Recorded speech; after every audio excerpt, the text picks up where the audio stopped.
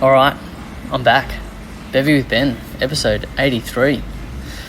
Yes, sorry guys, it's been a bit inconsistent and it hasn't quite been happening for me. I've just been, priorities, busy doing other things and unfortunately just being under the pump lately and a bit overwhelmed with everything that's been happening, racing, training, coaching, working.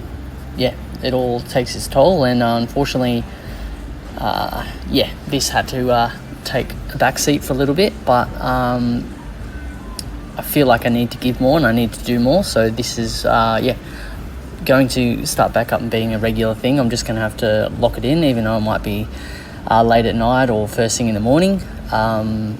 Just have to make it happen. I just feel like I need to give more and provide more information, especially as we're all building up to different races and training. I think we need to start covering off a little bit more and giving you a bit more information, a bit more training talks, talking about different races, planning races, scheduling, all those sort of things, drinking beverages and having a beer. But speaking of beer of choice, the beer is the Akashi project, which is a Lupulin Fog, which is a NEIPA. Actually a very good drop. Just tried that for the first time this week. So that is today's beer of choice, which I'm not drinking a beer at the moment, but that was what I had on Sunday night. So this episode we're going to cover off 6 Foot Track because it's on this weekend. I'll talk a little bit about the Tarawera that just happened the other week, and I'm going to go through just the 6 Foot Track as far as the race and how to attack it, how to race it, that sort of thing. We've got the SNL camp, which I'll go through, and we've also got on the 16th of March Landells running clinic in Newcastle as well. So I'll go through all that stuff, but first of all, I'd like to welcome some new athletes. There is a few started last month and I haven't been able to get back to it, so you would have seen them on Facebook if they're not local, but otherwise you would have seen them at a few sessions. But we have Dale Crawling, Matty Newman, Paul Walkins, Simon Bowles, Rupet Sakora, Dean Coutts, Connor Perry and Jamie Jacobs. So welcome along, guys, and please reach out, and if you need anything, just keep in contact. But if you want to interact with the group, just WhatsApp, Facebook, have any questions, banter, whatever you like. But so that's welcome to those guys, and looking forward to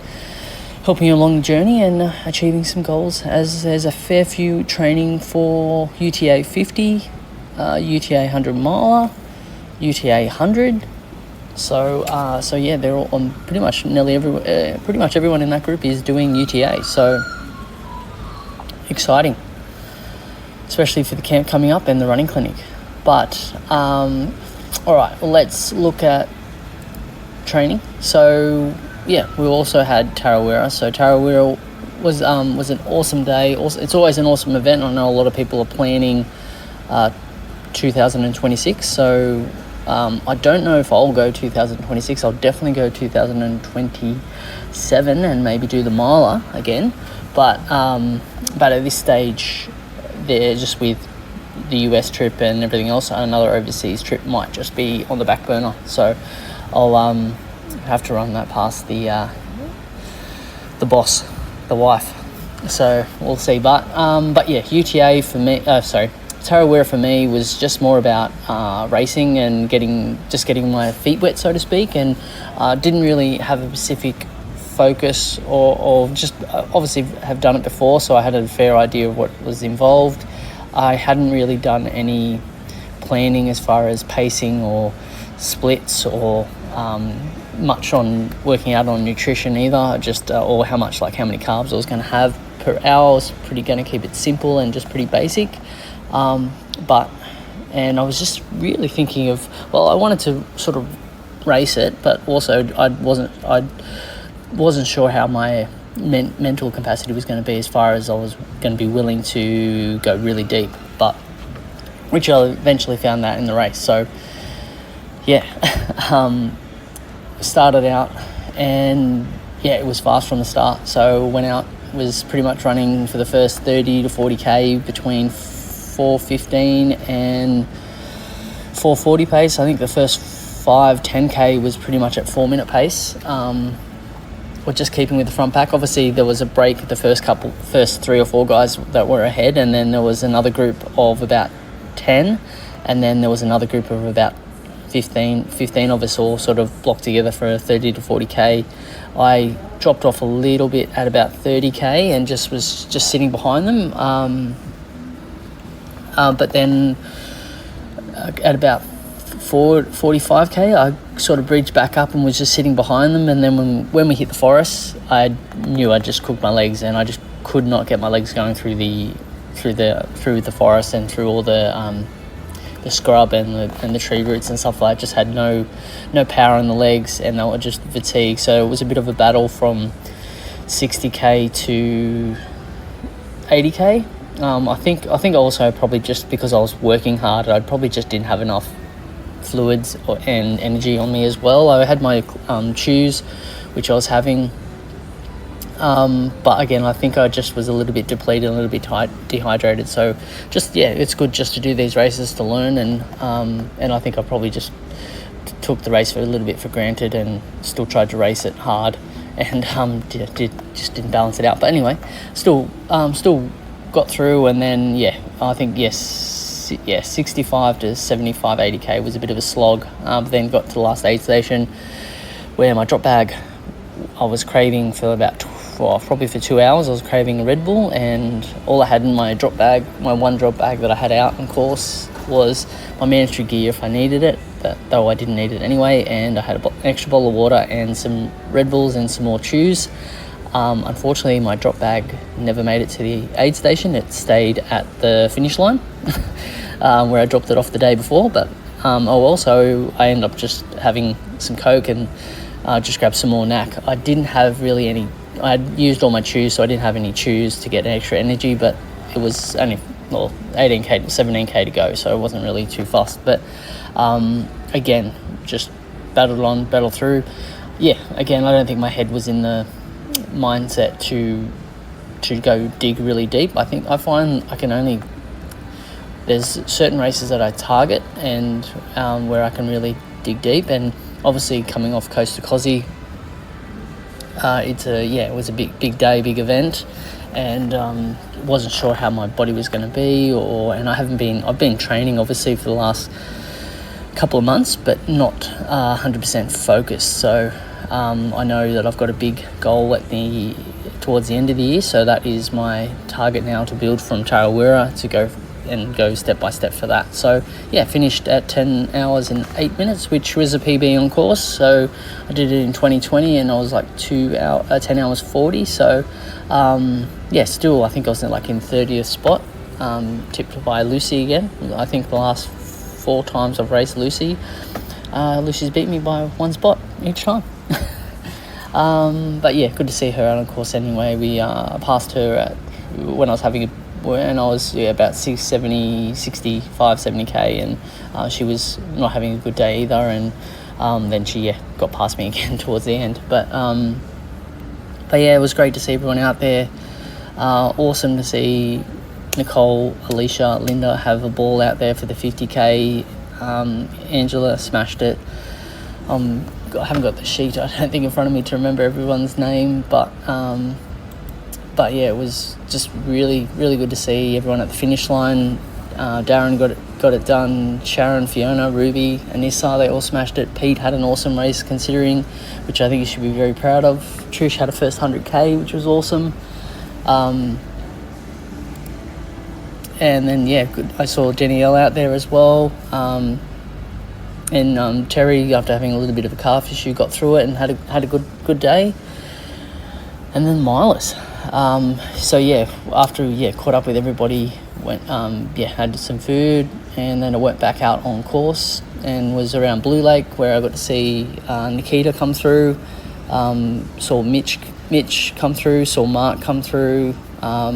Didn't quite see Linda and Nicole until they finished, but it was really good to see Mitch, Nikita and Mark out on course, and then see them both finish as well. which was awesome. And then we all got down to the finish line and watched I watched Nicole Moore finish, and then Linda was not far behind. So Linda, the oldest miler ever to finish Tarawera, so congratulations, eldest female, so well done. And she had an awesome day, and it was really good to see the smiles on her face and the joy that it brought to everybody. And the team was really just good, great culture, great community, great just really good to see the vibe between everybody and sharing everybody's results. So congratulations everyone that did Tarawera. And we move on to UTA. But it's been last 2 weeks sort of just guys just resetting, taking it a bit easy. There's 6 foot on this weekend, so just start stacking bricks now. Keep stacking it up and just being consistent. Consistent is the key, especially with this UTA. You just start really now. You've got 10 weeks. Really need to start to knuckle down and build from there. So in that, we'll talk about training for. So if you look at training from last week, again, just building back in. You'll start to see, and for the next couple of Tuesdays, there'll be more of a fartlek session.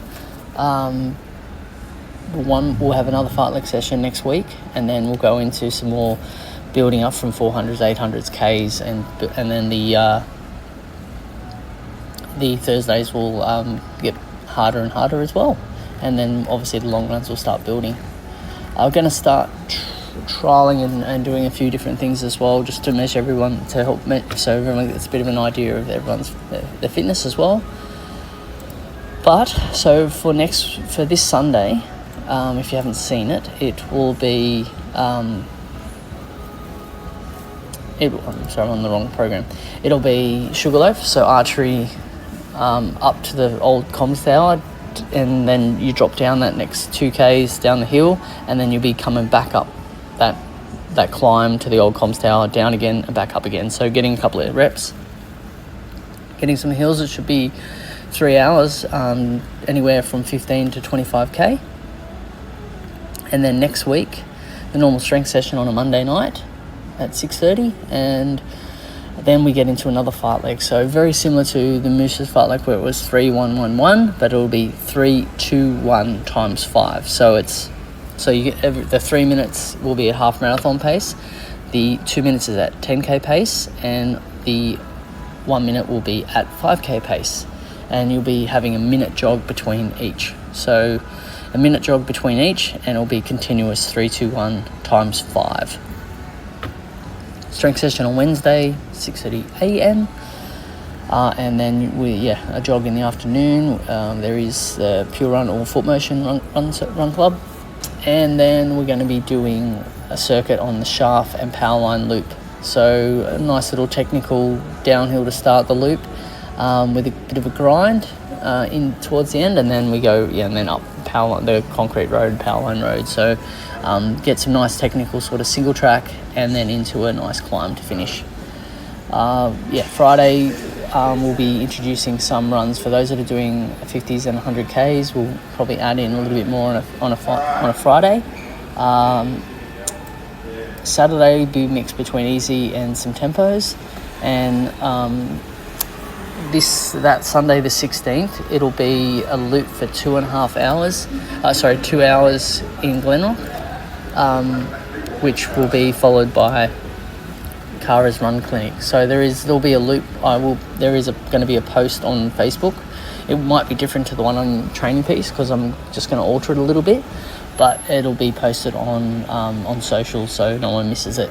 But it'll be a 2 hour loop in Glenrock, which will involve I think it's about a 9k circuit, and then there'll be a little session with some ascending and descending in it as well, just to maybe give you some cues to think of while you're running, and use that to then take into the running clinic as well. So, and then we'll have the running clinic at in Newcastle at 9 a.m.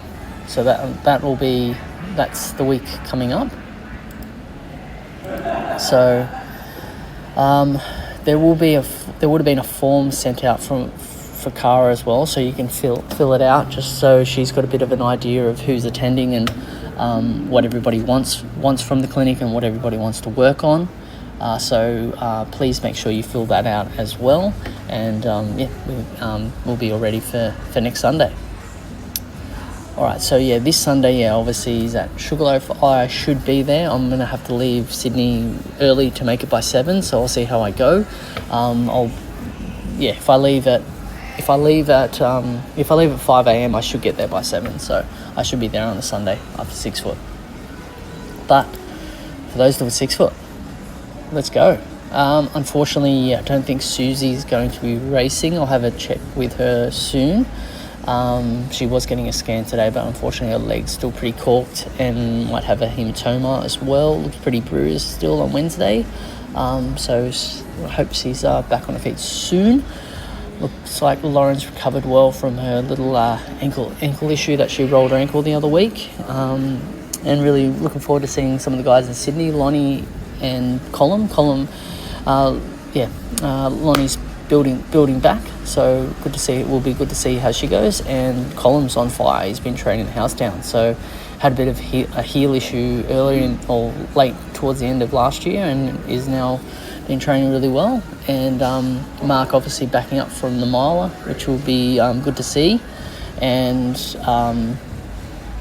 Sonia's just a soldier. She keeps going from strength to strength. So she had a big weekend down in Bright, so it'll be really good to see how she responds to everything. Hugh has been very consistent and is really focused on having a good result and to build on to UTA. And Sarah's going to be doing her debut 6 foot, so it'll be she did say she was sick this morning, so I'll have to check in with Sarah to make sure she's feeling all right. But hope she has a great run. And then so 6 foot track, it is 45k.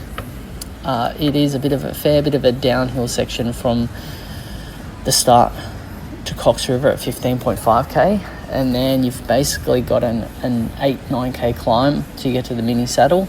Then you drop back down again for another 2k, and then again it's a nice solid climb for the next 12k. So you come up 12k, and then it's fairly runnable from that 34 to 35k section, and that's where you need the legs. So there is a suggested split sheet that I sent out to everybody that is doing the race, so you can sort of get an idea of what your splits are going to be. I'll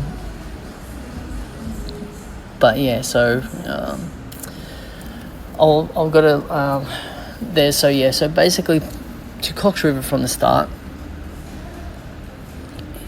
if you are sort of at I would probably try and get to the front of your group start, just because it does get quite congested. Especially going down the stairs, it's going to be a bit hard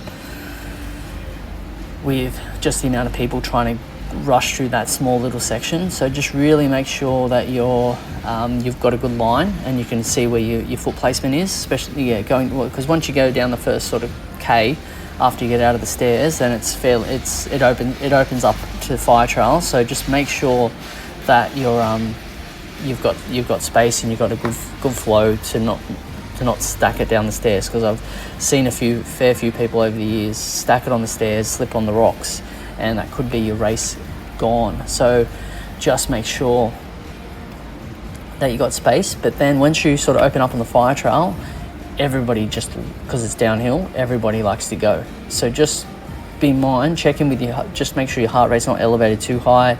Make sure you're not burning all your matches in the first 15k, because if you get to Cox River and you're burnt, then you're not going to be able to survive the hill. So just remember to really focus on your leg turnover and not smash your quads up on the downhill, because you need them later on. So just keep it nice and steady. You want to get a nice leg turnover on that downhill, but you don't want to be redlining or burning any matches in that first 15k. You want to make sure that you keep nice and relaxed. And then when you're going to cross the river, now it is meant to be a little bit of rain, so it's going to be very interesting to see how the river is and how the waterline is. So you just got to be mindful of that, because for someone like myself who is vertically challenged, I might be swimming across. So, you have to see how you go. But there is plenty of aid stations on the way. There is one just as soon as you cross the river.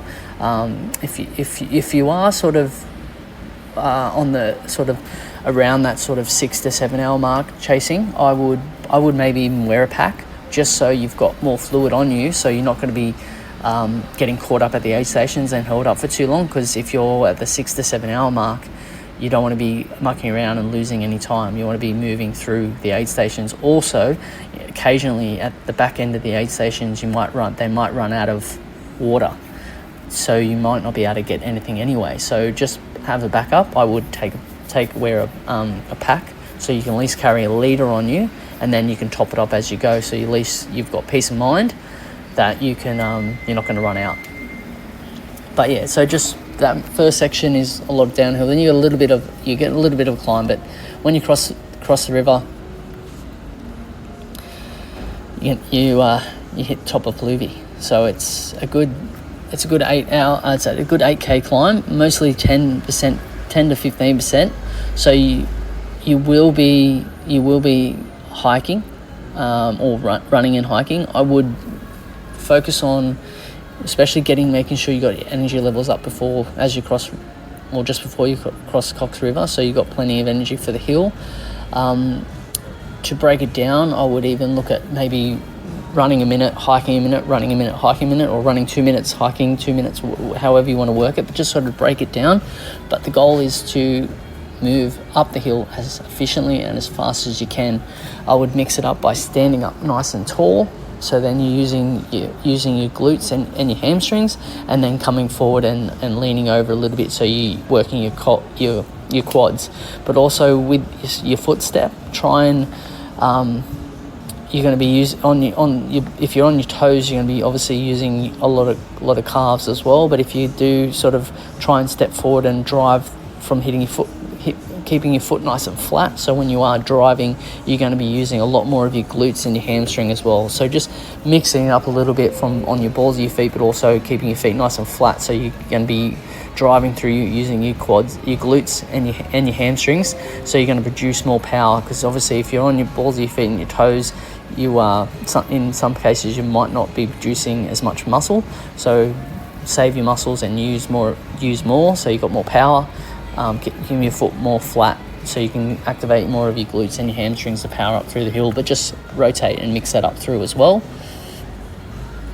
And then you'll as you sort of get to the top of the first section, there's an aid station. You drop down about 2k's, and then you get into the next climb as well.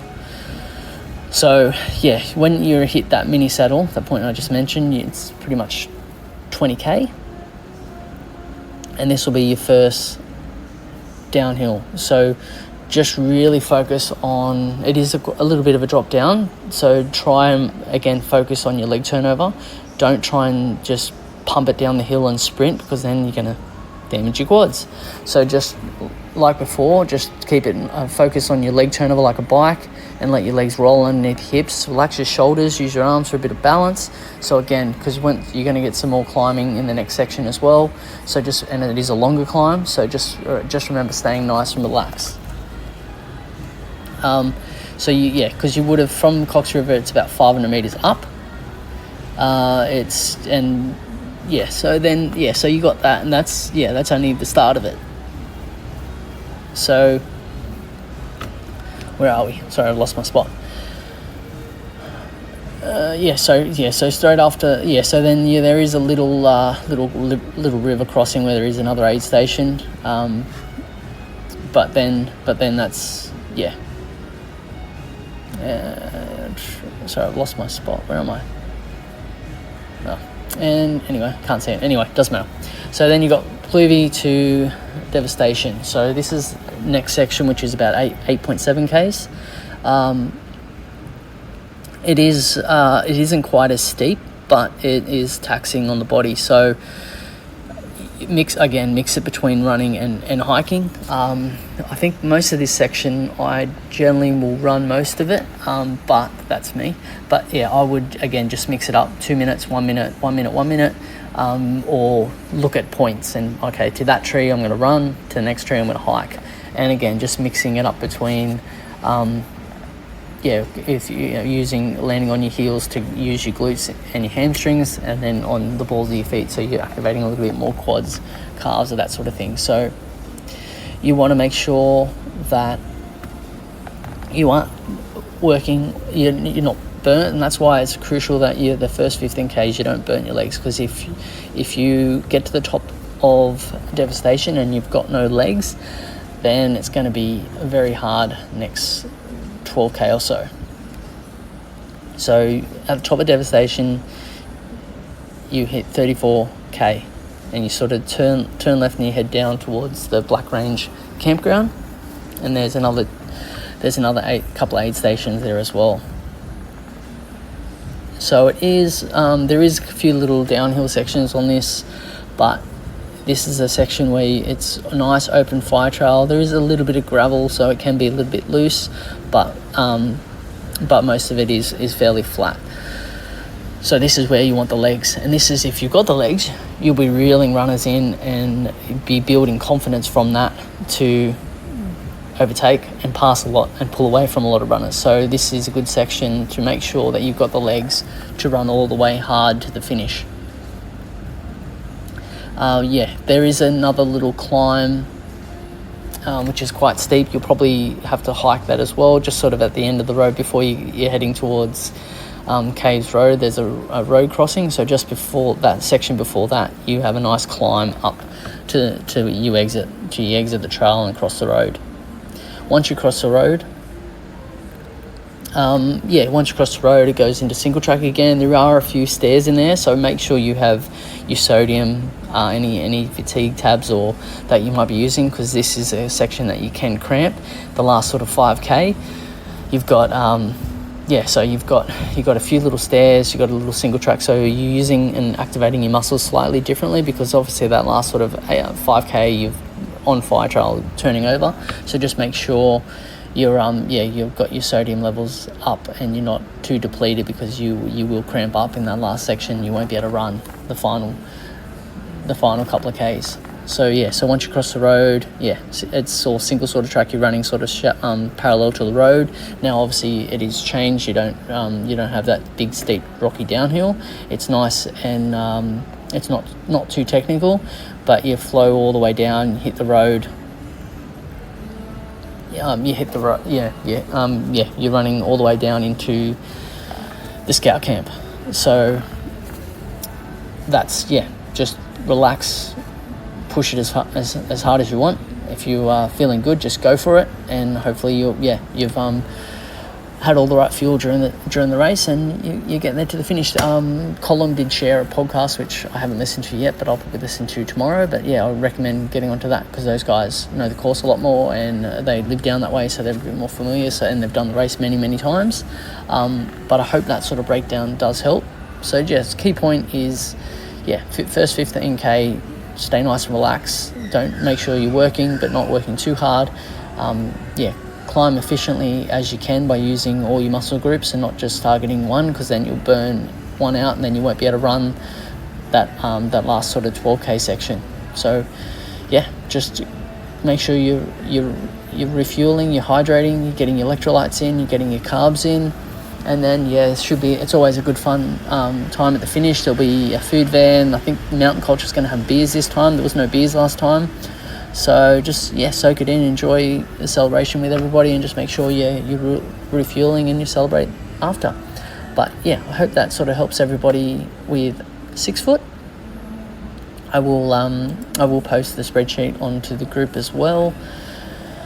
But that's it for this episode, guys. I'll plan a little bit more and get more up and running with this podcast. And as we build for from 6-4 going to UTA, we obviously have the camp from the 4th of April to the 6th of April, which will be involving the Ridgy trail race on the Saturday as well. So we'll be heading down Friday, doing a run on Friday, which won't be too big just because there aren't people racing. And then there's races anywhere from 13k, 20k, 30k, 40k, 50k. So lots of options for everybody. Then we will be doing a long run on the Sunday as well. So that's where, depending on your fitness level, depending on what race you're training for, will be depending on what race you pick on the Saturday as well. If you're doing the 100k and the miler, if you're doing the, I wouldn't probably do more than 40k. I'd probably just do the 40k or the 30k, because you're going to be running about 40k on the Sunday as well. So just bearing in mind, obviously just ask me, because it's going to be case by case scenario depending on where you're at in your training, what race you're doing, and what fitness level you're at. So please reach out and to help me so we can decide on what race you're going to be doing for that weekend. It's just it's just going to be case by case scenario. But thank you very much, guys. I will start getting a bit more creative with the songs as well. But thanks again for joining me with Beve with Ben.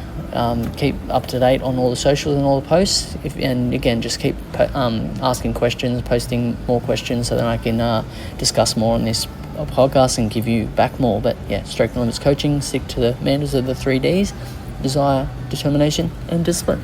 Thank you.